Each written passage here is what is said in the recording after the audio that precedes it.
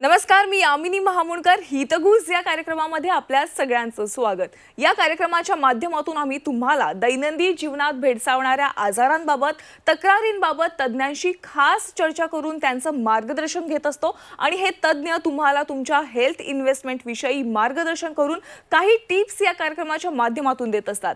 आजचा विषय थोडा वेगळा आणि खास आणि तुमच्या आवडीचा आहे. प्रेक्षकांवर राज्यामध्ये गुलाबी थंडीची चादर सगळीकडेच पसरली आणि आता हळूहळू कडाक्याची थंडी लवकरच पडेल असं वाटतंय. तसा हिवाळा हा सर्वांच्याच आवडीचा ऋतू, पण तितकाच त्रास देणारा. म्हणजेच हिवाळ्यात सर्दी म्हणा, खोकला आणि स्किनच्या रिलेटेड अनेक समस्या निर्माण होतात. त्यामुळे सर्व आजारांवर गुणकारी औषधं कोणती असा प्रश्न जर तुम्हाला पडला असेल तर आजचा कार्यक्रम हा नक्की पहा, कारण की आज आपण सर्व आजारांवर तन्वी हर्बल उपचार या विषयावर चर्चा करणार आहोत. आणि या विषयावर मार्गदर्शन करण्यासाठी आपल्या सोबत आहेत तन्वी हर्बल्स आणि तन्वी तेज पंचकर्मचे संचालक डॉक्टर पुष्कराज धामणकर. सर, आपलं स्वागत आहे. नमस्कार सर, आता मी विषयाला सुरुवात करतानाच म्हणले की थंडीची गुलाबी चादर पसरली आणि आता हळूहळू कडाक्याची थंडी पडणार आहे. थंडी आवडीचा ऋतू सगळ्यांचाच आहे, पण सगळ्यात त्रासदायक म्हणजे थंडी म्हटलं की स्किन केअरचे खूप प्रॉब्लेम्स होतात. सर्दी म्हणा, खोकला म्हणा, या सगळ्यावर काय तुम्ही मार्गदर्शन कराल? खरं आहे की थंडी सगळ्यांनाच हवीहवीशी असते. या ऋतूमध्ये खूप जास्त कडाक्याची भूकही लागते. खूप जास्त खावंसं वाटतं, खायची इच्छा फार होते. पण एवढंच लक्षात ठेवायचं असतं की आपल्याला सगळं हे आपल्या पोटाला पचवायचं असतं. त्याच्यामुळे आपल्याला पचेल एवढंच खायचं असतं. आणि जर काही अपचन झालं तर तन्वीचं सगळ्यात चांगलं टॉनिक आहे तन्वीशता म्हणून. तर ते तन्वीशता प्रत्येकाने न चुकता घ्यायचं. तर तन्वीशता काय काय काम करतं? तर तन्वीशता तुमचा ॲसिडिटी कमी करते.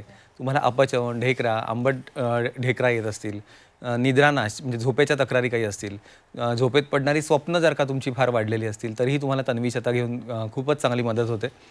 तुम्हाला जर का पोटाच्या इतर समस्या जाणवत असतील, म्हणजे मूळव्याधीच्या तक्रारी असतील, सतत गॅसेस होणं, अपचन होणं, सतत ढेकरा येणं, त्याच्यासोबत जर का तुम्हाला खूप जास्त आंबट पाणी घशाशी येत असेल तर तन्वी ज्येष्ठा नावाची जी गोळी आहे ती तन्वी शतासोबत रोज एक सकाळी एक रात्री, तन्वी शता देखील रोज एक सकाळी एक रात्री घ्यायचीच असते. पण तन्वी ज्येष्ठासुद्धा अशा वेळेला रोज एक सकाळी एक रात्री. जर का या सगळ्यामुळे तुमचं पोट साफ होत नसेल तर तन्वी त्रिफळा नावाची गोळी आहे. आणि एवढं करून जर का पोट साफ होत नाही आहे, तुम्हाला ॲसिडिटी होती आहे, तुम्हाला खूप जास्त पोटाला गॅसेस होत आहेत आणि त्याच्यामुळे निर्माण झालेले वातविकार म्हणजे दुखीच्या स्वरूपात ज्या काही गोष्टी दिसतात, म्हणजे अंगदुखी आहे, सांधेदुखी आहे, कुठेतरी कमरेमध्ये चमक भरली असं वाटत असेल तर या सगळ्यासाठी वातशांती नावाची गोळी उपलब्ध असते. या प्रत्येकाची एक गोळी सकाळी आणि एक गोळी रात्री आम्ही सुरुवातीला घ्यायला सांगतो. पण या सगळ्या गोळ्या काही दीर्घकाळ घ्यायला आम्ही सांगत नाही. बरोबर. तन्वीशता हे मात्र टॉनिक असल्यामुळे आणि ते रक्तात मिसळून अतिशय जलद गतीने त्याचा गुण असल्यामुळे तन्वीशता मात्र आम्ही प्रत्येकाला, घरातल्या प्रत्येकाला रोज नियमितपणे एक सकाळी आणि एक रात्री घ्यायला सांगतो, जेणेकरून तुम्ही आजारी पडण्याची शक्यता खूप त्यामुळे कमी होते. नक्कीच. डॉक्टर, जसं आपण म्हटलं की हिवाळीचे दिवस सुरू झालेले आहेत, पण वातावरण अगदी लहरी झाले. सकाळी बघाल तर थंडी लागते, दुपारी म्हणाल तर खूप ऊन असतं आणि मध्येच ढगाळ वातावरण. कधी पाऊस पडेल याचा देखील काही नेम नाहीये.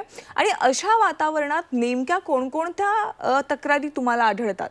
या दिवसामध्ये सगळ्यात जास्ती आमच्याकडे पेशंटची संख्या असते ती म्हणजे पोटाचे विकार वाढलेत. बरं. त्यांची अंगदुखी, सांधेदुखी किंवा स्पेशली स्त्रियांमध्ये या सगळ्यात जास्त तक्रारी दिसतात की अंगदुखी वाढली आहे, सांधेदुखी वाढली आहे, पाठीमध्ये किंवा कमरेमध्ये चमक भरल्यासारख्या त्यांना वेदना होत आहेत. थोड्याशा झोपेच्या समस्या या दिवसामध्ये निर्माण झालेल्या दिसतात. शांत झोप खरी लागायला हवी कारण आल्हाददायक वातावरण असतं, पण काही या सगळ्या तक्रारींमुळे त्यांना थोडंसं या सगळ्यामुळे झोपेवरही परिणाम झालेला दिसतो. पोटाच्या समस्या तर काहीतरी कमी जास्ती खाल्ल्यामुळे किंवा या दिवसामध्ये थोडीशी जास्त भूक लागल्यामुळे थोडं जास्तही खाल्लं जात असेल तर या सगळ्यामुळे पोटाच्या समस्या निर्माण होतात. तर या सगळ्यासाठी तन्वीशता, तन्वी ज्येष्ठा आणि वातशांती या प्रत्येकाची एक गोळी आम्ही सकाळ संध्याकाळ जवळजवळ घरातल्या प्रत्येकाला घ्यायला सांगतो की जेणेकरून एकाला बरं वाटल्यावरती दुसऱ्यांनी आजारी पडून आमच्याकडे येण्यापेक्षा त्यांनी पण ती नियमित घ्यावी आणि त्यांनी आजारीच पडू नये. नक्कीच. आणि जर का चेहऱ्यावरती किंवा आपल्या त्वचा रुक्षपणा जाणवतो त्याला, तर या सगळ्यासाठी तन्वीचं जे तन्वी स्किन लोशन आहे ते मॉइश्चरायझर सारखं प्रत्येकाने लावायचं. म्हणजे अगदी ज्युनियर केजी, नर्सरीच्या शाळेत जाणाऱ्या मुलांपासून सुद्धा वयोवृद्ध व्यक्तींपर्यंत रोज हे सकाळ संध्याकाळ तुम्ही दिवसातून 2दा अगदी थोडंसं घ्यायचं. 4 ते 6 थेंब सुद्धा पुरेसे असतात. एवढं लावलं तरी पुरतं, पण ते रोज आम्ही लावायला सांगतो. आणि ज्यांना ज्यांना त्वचे ह्या दिवसामध्ये उलट असंही होतं की त्वचेचे विकारही डोकं वर काढतात. म्हणजे शीतपित्ताच्या तक्रारी आहेत, अंगाला खाज येणं, पुरळ येणं, सोरियासिसच्या जखमा ज्यांना ज्यांना जुने आजार आहेत म्हणजे सोरियासिस सारखे, त्या सुद्धा थोडंसं डोकं या दिवसात जास्त वर काढतात आणि अंगाची खाज पूर्वीपेक्षा जास्त वाढलेली दिसते. तर या सगळ्यासाठी तन्वीचं एक उपटन जॉय नावाचं लोशन आहे. चेहऱ्याच्या समस्यांसाठी कुकुंबर जॉय नावाचं, जे काकडीचा जो सत्व आहे त्याच्यापासून बनलेलं औषध आहे. ते हे सगळं नुसतं फक्त चेहऱ्याला किंवा अंगाला चोळायचं असतं. बरेचदा आम्ही असं सांगतो की तुम्ही तुमच्या घरी सध्या साबण कुठला वापरत असाल तर त्या साबणाबरोबरच उपटन जॉय लोशनही नक्की वापरा, की जेणेकरून तुम्हाला फारसे त्वचा विकार आढळणार नाहीत. अगदी रुक्ष झालेली त्वचा सुद्धा तुमची मृदू मुलायम होऊ शकते आणि ही नक्की होते. फक्त हे एवढंच आहे की हे थोडंसं नियमित करण्याच्या गोष्टी आहेत. नक्कीच. तुम्ही आता काही तक्रारी सांगितलेल्या आहेत की या तक्रारी तुम्हाला जास्त सध्या हिवाळ्यामध्ये जास्त पाहायला मिळतात. या तक्रारींविषयी मी तुमच्याकडे येणार आहे, पण तत्पूर्वी जर आपल्या कोणत्या प्रेक्षकांना तुम्हाला भेट द्यायची असेल सेंटरला, तर राज्यामध्ये आपल्याकडे कोणत्या कोणत्या ठिकाणी तन्वी हर्बलचे सेंटर्स आहेत त्याविषयी सांगा. डॉक्टर मानसी आणि मी स्वतः रोज घंटाळी जो एरिया आहे ठाण्यामधला, तर तिथे आम्ही दररोज सकाळी 10 वाजल्यापासून रात्री 9 वाजेपर्यंत उपलब्ध असतो. याशिवाय आम्ही दोघंही जण पुण्याला, सोलापूर जिल्ह्यातल्या सोलापूर सिटीमध्ये आणि बार्शीला उपलब्ध असतो. कोल्हापूर, नागपूर, अमरावती, भुसावळ, जे आता स्क्रीनवरती नंबर दिसत आहेत त्या प्रत्येक ठिकाणी, इव्हन मुंबईमध्ये पनवेल, नेरूळ, वाशी म्हणजे नवी मुंबईमध्ये आणि मुंबईमध्ये सुद्धा आम्ही उपलब्ध असतो. शिवाय आमचं मोफत टेलिफोनिक कन्सल्टेशनही असतं. त्याच्यामुळे व्हिडिओ कॉलच्या माध्यमातून किंवा जे काही आता दुसरे ॲप्स आहेत त्या माध्यमातून आपण झूम मीटिंग किंवा हेही अरेंज करून त्यांच्याशी जास्तीत जास्त त्यांच्याशी चर्चा करून, कारण परदेशी राहणाऱ्या लोकांची संख्या सुद्धा खूप जास्त असते आणि जे प्रत्यक्ष येऊ शकत नाहीत, तर ह्या सगळ्यांना आम्ही त्यांचं म्हणजे मोफत मार्गदर्शन असतं. ह्या कशाचीही एकही रुपयाची फी घेतली जात नाही आणि ती एवढ्यासाठीच घेतली जात नाही कारण आम्हाला त्यातून आनंद मिळतो. बरोबर. एकंदरीत मोफत मार्गदर्शन करताय म्हणजे एक सामाजिक कार्यच तुम्ही करताय आणि सध्या फक्त ते आम्ही म्हणणार नाही, पण आम्हाला त्याच्यातून दोघांनाही नक्की आनंद मिळतो. आणि काय झालंय सर, भारतामध्ये ना हर्बल्सचा कल वाढलेला आहे. आपल्या भारतीय नागरिकांचा कल हर्बल्सकडे जास्त वाढलाय आणि त्यांनाच बघून परदेशातले पाहुणे देखील आपल्याला फार हर्बल्सला फार प्रोत्साहन देताना आपल्याला बघायला मिळत आहेत. हर्बलची सेंटर्स तुम्ही सांगितलेत कुठे कुठे आहात आणि याशिवाय तुम्ही मोफत मार्गदर्शन देखील करता. यासोबत तुम्ही शिबिरं देखील काही आयोजित करतात राज्यात वेगवेगळ्या ठिकाणी, त्याविषयी. मी स्वतः दर महिन्याच्या पहिल्या रविवारी पुण्यामध्ये, म्हणजे माझ्या पत्नी मानसी मॅडम दर महिन्याच्या चौथ्या शुक्रवारी किंवा त्यांचे वार जे काही ठरलेले आहेत त्याप्रमाणे पुण्यामध्ये, नवी मुंबई, बदलापूर, सोलापूर, बार्शी, भुसावळला आता या महिन्यामध्ये कॅम्प आहे. तर ह्या सगळ्या ठिकाणी आम्ही जात असतो. मुंबई, नवी मुंबई, ठाणेमध्ये तर आम्ही महिन्यातले साधारण 30ही दिवस तिथे असतो असं म्हटलं तरी वावगं ठरणार नाही. त्याच्यामुळे ह्या ठिकाणी आम्ही असतो. शिवाय जे पंचकर्म केंद्र आता नव्याने चालू झालंय, म्हणजे आता ते खरं जुनं झालंय, पण तिथेही येणाऱ्या लोकांचा ओघ चांगला आहे कारण लोकांचा तन्वीवरती विश्वास आहे आणि आम्ही तेवढ्या चांगल्या रीतीने ते सगळं त्यांच्या त्या चिकित्सा ज्या काही असतात, ज्या आवश्यक आहे तेवढंच केलं जातं, पण ज्या खरोखरच आवश्यक आहेत त्या करून त्याचे जेव्हा त्यांना गुण मिळतात तर ते कुठेतरी आम्हाला नक्कीच आनंद देणार. तुम्ही आता पंचकर्मा चिकित्साचा उल्लेख केलात म्हणूनच मी तुम्हाला विचारते की तन्वीने एक नवीन हे पंचकर्मा चिकित्सा सुरू केलेला आहे, ते कोणी करावं, तुम्हाला काय सांगा, तुम्ही काय यावर मार्गदर्शन कराल? खरं असं आहे की पंचकर्म हे ज्याला ज्याला खूप जुने आजार आहेत त्या प्रत्येकाने एकदा डॉक्टरांच्या सल्ल्याने ते करूनच घ्यावं. पण त्याच्यातलं काय नक्की करायचं, कारण पंचकर्मामध्ये त्याचा इतका मोठा विषय आहे, तो विस्तृत विषय आहे, तर त्याच्यातलं नक्की काय करायचं तुम्ही हे मात्र डॉक्टरांच्या सल्ल्यानेच तुम्हाला करावं लागतं. ज्यांना जुने आजार आहेत म्हणजे सर्दी, खोकला किंवा कफाचे दोष आहेत, ज्यांना जुने वातविकार आहेत, ज्यांना जुनी सांधेदुखी आहे, ज्यांना जुने आमवाताचे दोष आहेत, ज्यांना जुनी पित्त प्रकृतीचे विकार आहेत, म्हणजे छोटे छोटे आजार असतात की रोजच डोकं दुखतं किंवा रोजच ॲसिडिटी होते, रोज कितीही काही केलं तरी झोप लागत नाही, अशा छोट्या छोट्या छोट्या वाटणाऱ्या गोष्टी असतात पण त्या अतिशय उग्र स्वरूप धारण करतात. या सगळ्यासाठी आयुर्वेदामध्ये औषधोपचारांबरोबर पंचकर्म देखील सांगितलेलं आहे. अर्थात आम्ही सगळ्यांनाच सगळं करायला सांगत नाही कारण काही वेळेला औषधं घेऊनच बरेचदा बरं वाटतं, पण ज्यांना खरोखरच गरज आहे त्यांना आम्ही सल्ला मात्र नक्की देतो आणि त्यांना असा काही आग्रह करत नाही की तुम्ही हे करून घ्या म्हणून, पण ते करून घेतात आणि त्यांना त्याच्यात नक्की फायदा मिळतो. आणि मी आता सांगितलं तसं की ह्या सगळ्यामुळे आम्हाला दोघांना त्याचा खूप मनस्वी आनंद मिळतो. डॉक्टर, आता बघतोय आपण सध्या जीवनशैलीमध्ये इतका वास्ट बदल होताना, त्यामुळे अवेळी जेवण असेल, अपूर्ण झोप असेल, फास्ट फूडचं सेवन जास्त प्रमाण होतंय आणि या सगळ्या कारणांमुळे ना पोटाच्या विकारांचे प्रमाण खूप वाढतंय. बरोबर. यावर आपण काय सुचवाल? खरं आहे की सध्या इतकं धकाधकीचं जीवन झालेलं आहे आणि प्रत्येकाच्या कामाच्या वेळा म्हणजे दिवसाचे 24 तासही कमी पडू शकतील की काय, इतक्या त्या वाढलेल्या आहेत आणि इतक्या त्या वेगळ्याही झालेल्या आहेत.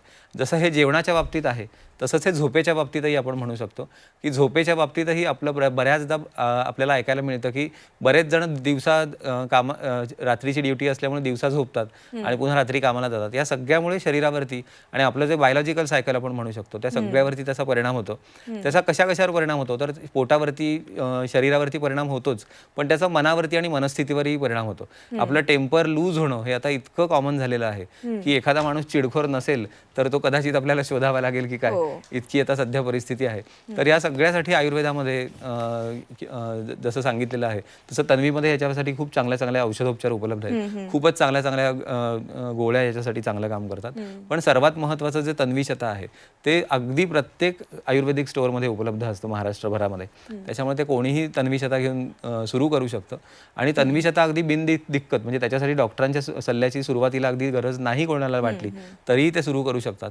रोज 1 गोळी सकाळी आणि 1 गोळी रात्री घ्यायला सुरुवात करायची आणि मग गरजेप्रमाणे जे तुम्हाला आता कॉन्टॅक्ट नंबर तुमच्या टीव्हीच्या स्क्रीनवरती दिसत आहेत त्याच्यामार्फत तुम्ही आम्हाला दोघांनाही कॉन्टॅक्ट करू शकता आणि आमचा सल्ला जर का तुम्हाला पुढे अजून काही वेगळा आजार असेल तर तो तुम्ही घेऊन थोडंसं सुखी आणि निरोगी आयुष्य जगायला आम्ही तुम्हाला मदत नक्की करू शकतो. नक्कीच. आणि सगळ्यात मोठी गोष्ट तन्वीची म्हणजे सगळ्या आजारांवर तन्वी हर्बल्सकडे उपचार पद्धती आहेत आणि त्याचे कोणतेही साईड इफेक्ट्स देखील होत नाहीयेत. बरोबर. डॉक्टर, आणखीन एक प्रश्न असा की सध्याच्या घडीला खूप मोठा प्रश्न आहे तो की अनेकांना ना झोप लागत नाही आणि जरी झोप लागली तरी ती दीर्घकाळासाठी नाही लागत, ती टिकवता येत नाहीये त्यांना. तर यामागचं कारण काय आहे आणि झोपेसाठी त्यांनी काय करावं? बरेचदा असं होतं की एका वयाच्या अशा टप्प्यावरती सगळेजण येतात की त्यांना झोप लागत नव्हती, पण आता झोप न लागण्याचं प्रमाण किंवा इव्हन इतरही आजारांचं, म्हणजे आम्ही आता रोज पाहतोय तर बरेचसे पेशंट त्यांच्या लहान मुलांनाही घेऊन येतात. तर त्याच्यामध्ये झोपेची समस्या सुद्धा दुर्दैवाने लहान मुलांना चालू झाली आहे. त्याचं स्क्रीन टाईम हे एक जरी कारण असलं तरी फक्त ते एकच कारण आहे असं नाही. प्रत्येकाचं दैनंदिन आयुष्य खूपच जास्त धकाधकीचं झालंय किंवा प्रत्येकाने ते धकाधकीचं करून तरी घेतलंय. प्रत्येक जण त्या रॅट रेसमध्ये असल्यामुळे मला वाटतं हे असेल की काय अशी एक कुठेतरी माझ्या मनात शंका नक्कीच निर्माण होते. याच्यातून बाहेर पडण्यासाठी आपण काय नक्की आपल्या स्वतःच्या शरीरासाठी काय वेळ देऊ शकतो, म्हणजे रोज नियमितपणे वेळेवर जेवण्यासाठी आपण प्रयत्न करू शकतो का? रोज शांत झोप लागण्यासाठी आपण रोज व्यायाम करू शकतो का? आपण रोज वेळेवर जेवलं तर आपलं रोज पोट साफ होण्यासाठी याची मदत होतीये का? आणि रोज पोट साफ झाल्यामुळे आपलं अन्नपचन होऊन आपल्याला कुठेतरी थोडीफार का होईना पण शांत झोप लागायला सुरुवात होतीये का? औषधांशिवाय आपण निदान एवढं जरी प्रत्येकाने पडताळून पाहिलं तरी सुद्धा मला वाटतं की प्रत्येकाला याचा काहीतरी फायदा होईल. पण ज्यांना खूपच जास्ती झोपेच्या समस्या आहेत किंवा ज्यांना झोपेच्या समस्या चालू झालेत असं लक्षात येतं, त्यांनी जर का आमच्यापर्यंत येऊन संपर्क केला तर त्यांना औषधांशिवाय सुद्धा काय काय गोष्टी करू शकतो आणि औषधांचा सल्लाही त्यांना मोफत आम्ही मगाशी सांगितल्याप्रमाणे देतोच. फक्त एवढंच आहे की त्यांनी आमच्यापर्यंत कुठल्याही म्हणजे फोनच्या संपर्कातून, ईमेलच्या माध्यमातून, आम्हाला पत्र पाठवून किंवा व्हॉट्सॲपच्या माध्यमातून आमच्यापर्यंत पोहोचणं हा एकच पर्याय, फक्त दूर आहेत ते. आणि मला वाटतं की त्यांना त्याच्यात नक्की काहीतरी मार्ग आम्ही नक्की काढून देऊच शकतो. हो, नक्कीच. डॉक्टर, झोपेप्रमाणेच आणखीन एक समस्या आहे, ती फार किरकोळ वाटते अनेकांना पण ती खूप त्रासदायक आहे, ती म्हणजे डोकेदुखीची. आणि अगदी लहान वयातल्या मुलांना देखील सध्या विचारलं आईने काय झालंय बाळाला, तर आई माझं खूप डोकं दुखतंय. म्हणजे लहान मुलांपासून ते वयोवृद्धांपर्यंत सगळ्यांमध्ये डोकेदुखीचा त्रास जाणवतोय. यावर हर्बल्स पद्धतीचे कोणते उपचार पद्धती आहेत का आणि तन्वीकडून कोणत्या उपचार पद्धती तुम्ही देता? खरं तर अगदीच खरंच चांगला प्रश्न आहे हा. कारण अतिशय सूक्ष्म वाटणारी गोष्ट की अरे ह्याचं डोकं दुखतंय, म्हणजे बरेचदा असं होतं की हा जरा झोपला की ह्याला बरं वाटेल, चहा घेतला की बरं वाटेल, चष्मा असेल तर त्याला चष्मा लावून थोडा वेळ बघ की तुला बरं वाटेल, अगदीच नाही तर मग घरी कुठली तरी गोळी आहे मग ती घेऊन घेतल्यावर ती बरं वाटेल. आणि मग ह्या कशाने तरी बरं वाटलं की त्या माणसाला त्याचं कुठेतरी सवय लागायला लागते आणि एक दिवस असा येतो की त्या कशानेही त्याला बरं वाटत नाही आणि डोकेदुखी मात्र पूर्वीपेक्षा उग्र स्वरूप धारण करते. तर मला वाटतं की जेव्हा तुम्हाला सुरुवातीलाच डोकेदुखी होते तेव्हा 1 किंवा 2 किंवा 3 वेळा घरी तुम्ही थांबायचं, पण 4थ्या वेळेला मात्र तुम्ही नक्कीच आमच्यापर्यंत भेटा. कारण डोकेदुखी ही अतिशय छोटी वाटणारी गोष्ट आहे पण ती अतिशय गंभीर स्वरूप धारण करू शकते डोकेदुखीची मूळ कारण हायपर ॲसिडिटी असू शकतं. डोकेदुखीचं मूळ कारण अति ताण तणाव, म्हणजे घरातल्या जे वातावरण आहे त्याच्यातली कुठेतरी एक अशांतता, हेही कारण असू शकतं. अपुरी झोप कारण असू शकतं. पुरेसा आणि जो आवश्यक आहे तो आहाराची कमतरता, हेही असू शकतं. कुठेतरी आपण आपल्या वरती जे कोणी आहेत, म्हणजे जर का ऑफिसमध्ये काम करत असतील तर आपल्या बॉसचा काही स्ट्रेस नाही आहे ना, शाळेमध्ये इतर वर्गातली मुलं आपल्याला काही त्रास देत नाही आहेत ना, किंवा शिक्षकांच्या काही ओझ्याखाली किंवा शाळेच्या काही ओझ्याखाली किंवा दडपणाखाली आपण कुठल्या आपलं अपत्य नाही आहे ना, हेही तुम्ही चेक करू शकता. पण हे सगळं करूनही जर का तुम्हाला याचं उत्तर मिळत नसेल आणि कुठल्याही वयोगटाला जर का डोकेदुखीचा त्रास छोट्या छोट्या गोष्टी घेऊनही जर का बरं वाटत असेल तर नक्की ते आमच्याशी संपर्क करू शकतात. मी मगाशी सांगितल्याप्रमाणे की आता संपर्क करणं आणि आमच्यापर्यंत पोहोचणं हे इतकं सोपं झालेलं आहे की जगातल्या कानाकोपऱ्यातनं आमच्यापर्यंत लोक भेटतात. तर आमच्या आसपास असणारे लोक तर आम्हाला प्रत्यक्ष येऊन भेटायलाच हवेत. म्हणजे महाराष्ट्रात आम्ही ठिकठिकाणी यासाठीच जातो की आमच्यापर्यंत जास्तीत जास्त लोकांनी पोचावं, आणि हे सगळं निःशुल्क असतं. म्हणजे या कशाचीही फी आकारली जात नाही. तुम्हाला औषधोपचार आणि सल्ले हे सगळ्याचं मोफत मार्गदर्शन केलं जातं. औषधं सुचवली जातात आणि औषधं कशी घ्यायची, काय घ्यायची, ह्याचं सगळ्याचं शिवाय तुम्हाला काय काय पथ्य पाळायचं असतं हे सगळं समजावून सांगितलं जातं. जुने वाटणारे आजारांपासून अगदी छोट्या छोट्या डोकेदुखी, पोटदुखी, झोपेच्या तक्रारी, स्त्रियांच्या मासिक समपायी पाळीच्या समस्या असतील, बरेचदा जुने जे आजार आहेत, म्हणजे मधुमेह अतिशय तीव्र दर्जाचा झालाय आणि त्याच्यामुळे जर का आपल्या व्हेरिकोज व्हेन्स असतील, पायाचा काही म्हणजे पायदुखी असेल, चेहऱ्याला किंवा पोटाला, पाठीला, पायांना एक विशिष्ट प्रकारची सूज यायला काही जणांना काही आजारांमध्ये सुरुवात झालेली असेल, तर या सगळ्यासाठी आम्ही औषधोपचार सुचवतो. औषधांनी बरं करण्याचा प्रयत्न नक्की करतो आणि मोफत सल्ला असल्यामुळे त्याचा लोकांनाही फारसं त्याचं काही बर्डन राहत नाही आणि आम्हाला खरंच त्याच्यातून ते काम करण्याची संधी लोकांपर्यंत मिळते. नक्कीच डॉक्टर. प्रेक्षक, आपण डॉक्टरांकडनं तन्वी हर्बलचे आणखीन कोणकोणते प्रोडक्ट्स आहेत आणि सगळ्या आजारांवर कशा पद्धतीने तन्वी आपल्याला उपचार पद्धती सांगता, या सगळ्या विषयावर आपण माहिती जाणून घेणार आहोत. तुर्तास एक वेळ झाली छोट्याशा ब्रेकची. ब्रेक नंतर पुन्हा एकदा स्वागत. आज आपण डॉक्टर पुष्कराज धामणकर सरांकडून सर्व आजारांवर तन्वी हर्बल्स उपचार पद्धती कोणकोणत्या आहेत ते जाणून घेतोय. डॉक्टर, पुन्हा एकदा स्वागत. आपण विषयाकडे वळूयात. डॉक्टर, सध्याच्या घडीला म्हणजे हिवाळ्यामध्ये सगळ्यात जास्त त्रास जाणवतो तो म्हणजे गुडघेदुखीचा. यावर कोणत्या उपचार पद्धती आहेत? गुडघेदुखी ही जशी पावसाळ्यामध्ये किंवा आकाशात ढग आल्यावरती दिसायला लागते, तशी या दिवसामध्ये थंडी पडायला लागली की गुडघेदुखी, सांधेदुखी, अगदी छोटे छोटे दिसणारे आपल्या शरीरातले जे सांधे आहेत तेही दुखायला लागतात. आणि यासाठी तन्वीशता, वातशांती आणि एक केतकी नावाचं तेल उपलब्ध असतं. बरं. ही तेलं तुम्ही जर का नियमितपणे लावली तर तुम्हाला त्या दुखीपासून मात्र नक्की आराम पडू शकतो. आणखीन एक याप्रमाणे जसं तुम्ही म्हणालात, गुडघेदुखी आपल्याला हिवाळा आला का गुडघेदुखी होते, तसंच शीतपित्ताचा त्रास देखील आणि अंगाला खाज येणे, हे दोन देखील आपल्याला त्रास जाणवतात. यावर तुम्ही काय सल्ला द्याल? खरंय, शीतपित्त याचा खरं म्हणजे या शीतल हवेमध्ये थंडीच्या दिवसामध्ये शीतपित्त उठणं हे अतिशय कॉमन आजार आहे. आणि लहान मुलांपासून, पुन्हा याचं असंच आहे की हा वयोगट अगदी लहान मुलांपासून वयोवृद्ध व्यक्तींपर्यंत कोणालाही वर्षानुवर्ष अंगाला खाज येत असते. सगळे औषधोपचार करत असतात पण कोणाला माहिती नसतं की काय आहे. आणि बरेचदा असं लक्षात येतं की जसा हिवाळा संपत येतो तसा हा आजार नाहीसा होतो. पण यासाठी तन्वीमध्ये अतिशय उत्तम उपचार आहेत. तन्वीशता, तन्वी ज्येष्ठ आणि वातशांती या गोळ्या जर का तुम्ही नियमितपणे घेतल्या आणि तन्वीचं जे कुकुंबर जो लोशन आहे ते जर का तुम्ही रेग्युलर लावलं तर तुमचा हा आजार बऱ्यापैकी कमी होऊ शकतो. नक्कीच. आणि एक सगळ्यात महत्त्वाचा आणि जाता जाता शेवटचा प्रश्न की महाराष्ट्रातल्या नागरिकांना जर तुमच्याकडनं तन्वीचे औषधं हवी असतील तर ती घर बसल्या त्यांना कशी काय मिळू शकतील?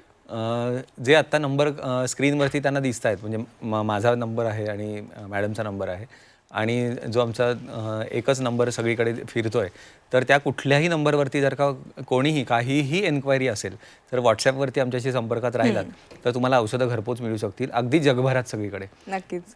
नक्कीच सर, आज तुम्ही आलात आणि आमच्या प्रेक्षकांसाठी तन्वीचे उपचार पद्धती कोणकोणत्या आहेत ते संपूर्ण या विषयावर मार्गदर्शन केलं, त्याबद्दल आभार. नमस्कार.